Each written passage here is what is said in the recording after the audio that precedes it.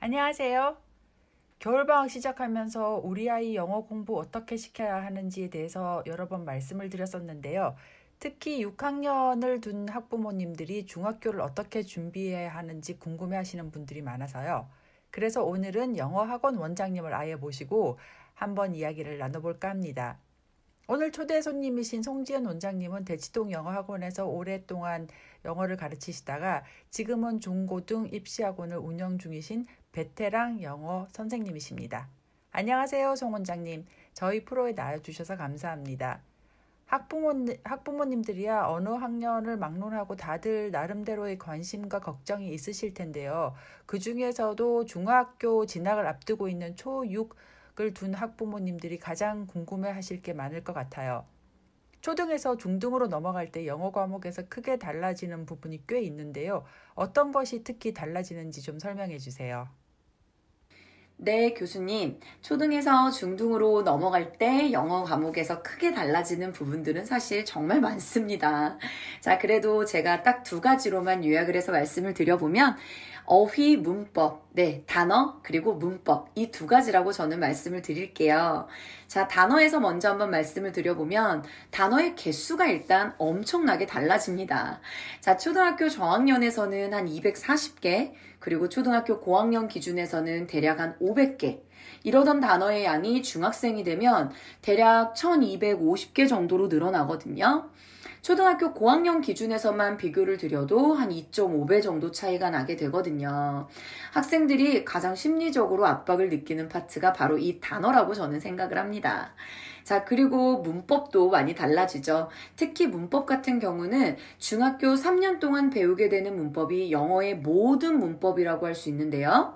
중학교에서 배우는 내용들을 바탕으로 고등학교 그리고 수능까지도 쭉 이어지게 됩니다. 특히 문법은 학기별 그리고 학년별로 체계적으로 배우게 되고요. 그러니까 문법의 어느 한 부분만 구멍이 나도 다른 문법 파트 가서 같이 또 흔들려 버리는 서로 모든 내용들이 유기적으로 연결이 되어 있다 보니 기초부터 탄탄하게 올려주지 않으면 사실 와르르 무너지기 쉬운 게 문법이라는 파트이기도 합니다. 지금까지 말씀드렸던 단어 그리고 문법 이 두 가지는 중학교에서 핵심이라고 해도 과언이 아닌데요. 지문을 읽고 문맥 속에서 어휘를 파악하고 또 정확한 문법을 이용하여 영어로 표현을 해야 되는 이 방법적인 면에서 초등학교에서 배우던 영어보다 상대적으로 갑자기 어려워졌다고 느낄 수밖에 없게 될 것 같네요. 그러면 예비 중1로서 이번 겨울방학 때 영어를 구체적으로 뭘 하면 좋을까요? 네, 앞에 질문에서 얘기했던 것이랑 좀 비슷한 맥락으로 이어지는 얘기이기도 한데, 초등학교 영어 같은 경우는 다소 제한된 영역에서 우리가 영어를 배우죠. 예를 들면 말하기, 듣기, 네, 그리고 또 생활 영어, 또는 소통 중심, 조금 흥미 위주로 영어를 많이 학습을 합니다. 그러던 영어가 중학생이 되면 어휘 그리고 문법 이 두 가지를 기반으로 하고 있는 긴 지문에서 우리가 스스로 읽고 분석하고 또 내용을 정확히 파악을 해서 풀어내야 되는 그런 유형으로 많이 바뀌죠. 그러다 보니 조금 흥미 위주로만 가던 영어는 어느덧 흥미에서는 점점 멀어지고 약간 철저하게 어학 실력을 좀 점수화한다는 점, 그런 점에서 저는 초등과 중등의 영어는 가장 큰 차이를 가지고 있다고 생각합니다. 그리고 중학교 올라가면 평가를 하게 되잖아요. 1학년은 자유학년제라 예전처럼 점수를 받는 지필평가는 자주 안 하지만 수행평가라는 이름으로 평가가 시행되기도 하고요. 특히 다양한 수행평가의 시행은 2022 새로 시행되는 교육과정에서도 아주 강조가 되고 있거든요. 네, 교수님 말씀처럼 수행평가의 중요성은 항상 강조되고 있는 점이기도 합니다.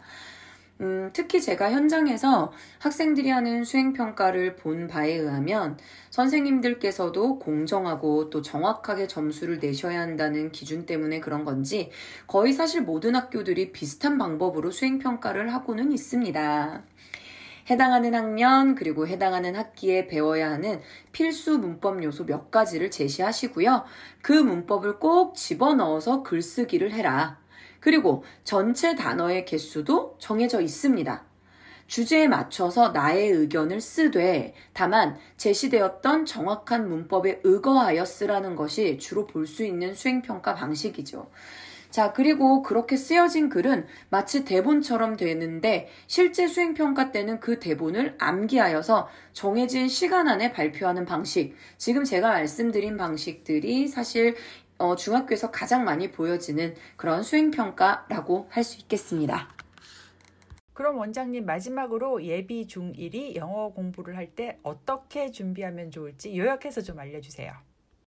네, 앞에서 얘기했던 부분들이 다시 한번 또 언급이 될 것 같기도 한데요.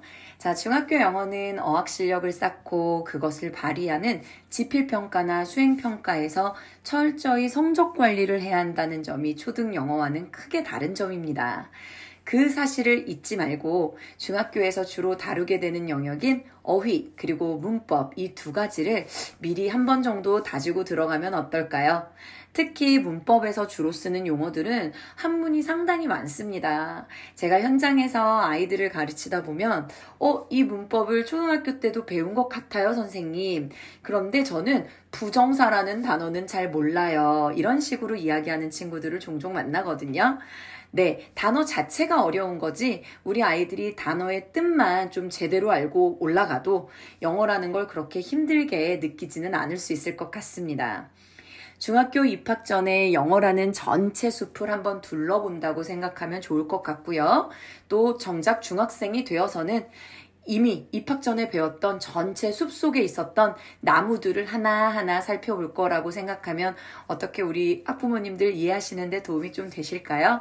장기적으로 볼 때 중학교 영어 실력은 고등학교 진학 그리고 또 나아가서는 수능 영어 실력까지 대비하게 해주는 기반입니다. 그러므로 전체적인 모든 영역을 골고루 하면서도 특히 성적과 관련이 있을 문법, 어휘 이 두 가지 영역만큼은 철저히 잡고 입학을 하시면 참 좋을 것 같습니다.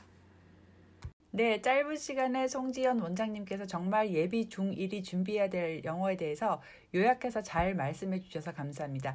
오늘 말씀 감사드리고 다음 시간에 한번 다시 모시고 좀 더 자세한 이야기를 듣도록 하겠습니다. 물론 나도 따뜻해 내 작업실 난방이 잘 되거든. 누구는 조금 더 쌀쌀해지는